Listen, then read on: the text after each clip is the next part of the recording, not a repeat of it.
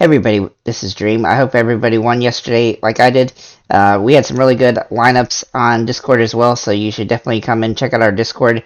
Before I get started though, can you please smash that subscribe button and that like button? I really do appreciate it. It really helps the channel and stuff like that. Make sure to jump in and join the Discord. You can find a link in the description for that. But that said, let's get into this particular little slate here. So we have two-game slate, Milwaukee, Philadelphia, LA Clippers versus the Lakers. We have a couple of injuries to take a look at here. First of all, we have Milwaukee with Middleton, Connaughton, and Ingles are all out. This should give a boost to Portis, Mathis, and Norwa, and a smaller boost to Drew Holiday as well. Matthews probably will be starting, yeah. So then we have the Lakers that have Schroeder and Bryant still out. That should give a little bit of a boost to Nunn, Reeves, and then Anthony Davis potentially. And then we have a couple guys that are questionable, which are Reggie Jackson and LeBron and Anthony Davis. And so we do have to be aware of those in case one of those guys does end up sitting out, but I don't expect any of them to do so today. So with that said, let's get into the players that we do like. Starting at point guard, we're going to take a look at Tyrese Maxey. His price didn't really go up from the last game. Actually, I think it went down a couple of dollars. And he has a good upside in this matchup. He is a top scoring option outside of Harden and Embiid, so I really do like him in the slate. The next guy that I do like is James Harden. Now his price is still pretty low, a little bit cheaper than, but it is a tough matchup for him. He scored 54, 38, and 48 in 3 games last season against Philadelphia, or against Milwaukee. But the 54-point game was when he was with Philly, and I do expect him to shoot a lot. And not only that, but with some of the guys injured, especially Middleton out, he's going to have some more advantage here. And then we're going to take a look at Drew Holiday. Now, he's got some upside because his price is pretty fair. It typically will stay in that range throughout the season, but he has some upside here with Middleton out. He tends to get more shots when Middleton doesn't play, and so I do like him in this matchup. Then we're going to look at shooting guard, and Patrick Beverley is the first guy I'm going to take a look at here. Now, here's the problem with Beverley, and this is also true for Melton. They both haven't played enough minutes. They both play around 20 or so minutes the first game, and I don't love that. Like, we want him to get over 25, 30 minutes. Not only that, but Beverley is more of a defensive player than a scoring guard, so he does rely on defensive stats to really get the point scoring. And as you can see, like last season, he had good games, but he also had bad games. And he's not going to be a focal point offensively at all on this particular team. And so that's one concern, because he only took 5 shots in the first game. It's unlikely in this game that he'll get any more, especially in a defensive battle. So overall, LeBron and Davis are going to take most of the shots. So, trying to rely on another position player to do something is pretty low on a slate like this. Then we're going to look at Melton, who I also mentioned. He's in a similar position for Philadelphia. He has scoring potential, but it's they've got too many scorers on the team, and he really doesn't. He's really the 5th man that gets any looks, and so he doesn't get very many. Even with with Maxey and Harden and Embiid and Tobias Harris, Melton just falls away to being a top option. And as you can see from last season, he had a lot of games where he would be under a certain amount of points, and that was on a different team too. So overall, I don't love him, but he is nearly minimum price, so he does have some advantage. Kendrick Nunn, now he sits in a similar position as those other guys I just mentioned. However, he has a little bit of a higher chance here because he's more of a guy that's just got to get shots off to score points, and he hits some threes and stuff, and he is active and aggressive on the offensive side of the ball. And he should get a decent amount of minutes in this game.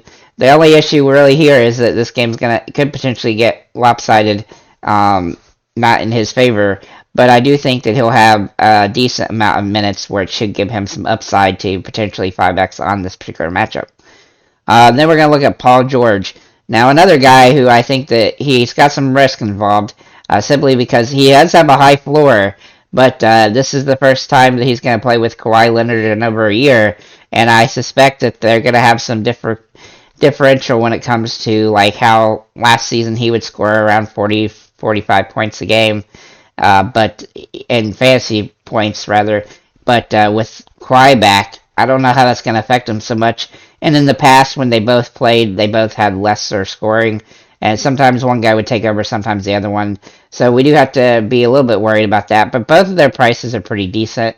And so let's go ahead and get in the small forwards. Kawhi Leonard being that guy. His price is actually pretty reasonable, but we still have to be concerned about the amount of minutes he might end up playing in this one. I do think he'll be pretty much full head of steam ahead, but he hasn't played a ton of games over the last 3 years. Only 109 games in those 3 seasons, and he really hasn't played much with Paul George either. So we should have. So it's going to be interesting to see how this plays out. It's pretty hard to figure out in this particular situation. Then we're going to look at LeBron.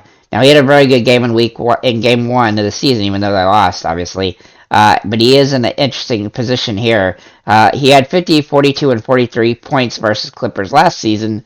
But he is going to have to deal with Kawhi Leonard, who is a top-tier defensive player, assuming that Kawhi is at full strength. And so it's going to be hard to roster him, kind of, even though his price is pretty good.